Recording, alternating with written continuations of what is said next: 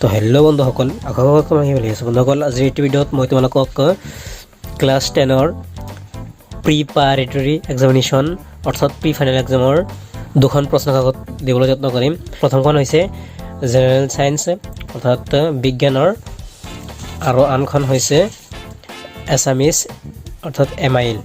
এই দুয়োখন প্ৰশ্ন কাকত 2019 বৰ্ষৰ হয়। তোমালোকে নিশ্চয় দেখা পাইছা যে 2019 বৰ্ষৰ হয় আৰু এই প্ৰশ্ন কাকতখন বৰপাৰা ডিষ্ট্ৰিক্টৰ হয়।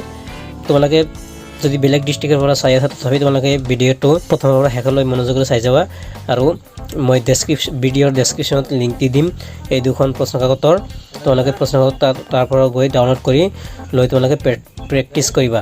তোমালোকে এই প্ৰশ্ন কাকতখন প্ৰেক্টিছ কৰিলে গম পাবা যে এইবাৰ প্ৰি ফাইনেল এক্সামত কেনেধৰণৰ কুৱেশ্যন আহিব পাৰে বা কুৱেশ্যনৰ পেটাৰ্ণটো কেনেকুৱা হ'ব, কেইটাকৈ কুৱেশ্যন থাকিব আৰু কিমান মাৰ্কলৈ থাকিব, কোনটো ছেকশ্যনত কিমান মাৰ্ক থাকিব, তোমালোকে সকলোখিনি তথ্য এই দুখন প্ৰশ্ন কাকত চালে গম পাবা।